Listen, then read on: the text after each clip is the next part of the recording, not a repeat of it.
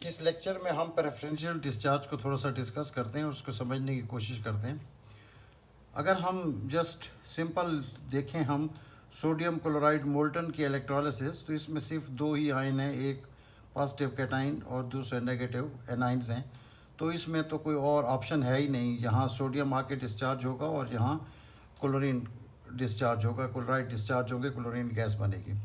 लेकिन जिस वक्त हम aqueous solution of sodium chloride को लेते हैं, aqueous solution of sodium chloride को लेते हैं, तो उसमें ये H+ आयन और हाइड्रोक्साइड आयन फ्रॉम वाटर ये भी आ जाते हैं वहाँ पे।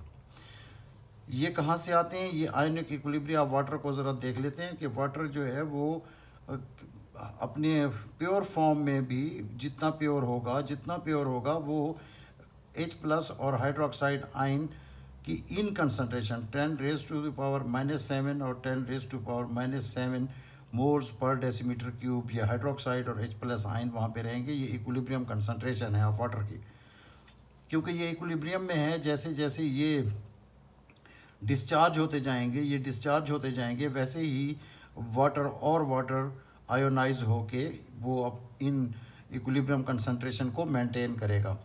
तो अब इसकी तो ये भी क्लियर हो गई बात कि ये H+ और OH कहाँ से आ गए। अब हम इसकी इलेक्ट्रोलिसिस अगर शुरू करते हैं तो इसकी इलेक्ट्रोलिसिस में हाइड्रोजन प्रेफरेंशियली डिस्चार्ज होगा, सोडियम को नहीं होने देगा ऑन कैथोड, और on anode chlorine preferentially discharge होगा, हाइड्रोक्साइड को डिस्चार्ज नहीं होने देगा। एक प्रेफरेंस यहाँ पे एस्टेब्लिश हो गई है। बल्कि इसी की एक और एग्जांपल को अगर हम देखें, जिसमें अगर हम कॉपर सल्फेट की इलेक्ट्रोलिसिस करें एक्वस की, तो यहाँ कॉपर वो डिस्चार्ज होगा एट कैथोड और हाइड्रोक्साइड डिस्चार्ज होंगे एट एनोड। थोड़ा सा कंपैरिजन कर लें, यहाँ पे ये मेटल है, कॉपर यहाँ मेटल है, ये मेटल कैटाइन डिस्चार्ज नहीं होते, हाइड्रोजन डिस्चार्ज हो जाता है। यहाँ कॉपर मेटल आइंस जो है वो डिस्चार्ज हो रहे हैं, हाइड्रोजन को डिस्चार्ज नहीं होने दे रहे हैं। यहाँ क्लोराइड हैं non metals, hydroxide non metal हैं। क्लोराइड क्योंकि ये कंसनट्रेटेड सोल्यूशन यूज़ कर रहे हैं हम सोडियम क्लोराइड का, तो ये क्लोराइड यहाँ पे डिस्चार्ज हो रहे हैं, हाइड्रोक्साइड को डिस्चार्ज नहीं होने दे रहे। यहाँ पे सल्फेट हैं, हाइड्रोक्साइड हैं। सल्फेट की कंसनट्रेशन भी काफ़ी हाई है क्योंकि ये भी concentrated solution of copper sulphate use कर रहे हैं। इवन देन ये हाइड्रोक्साइड यहाँ पे डिस्चार्ज होके O2 बना रहे हैं। तो यहाँ देखा आपने कि यहाँ प्रेफरेंशियली हाइड्रोजन डिस्चार्ज होता है, क्लोरीन डिस्चार्ज होता है। इस कंडीशन में प्रेफरेंशियली यहाँ कॉपर कैथोड पे कॉपर डिस्चार्ज होता है और एनोड के ऊपर ऑक्सीजन डिस्चार्ज होता है। तो ये जो प्रेफरेंस है, ये प्रेफरेंस को ही हम थोड़ा सा डिटेल में देखेंगे।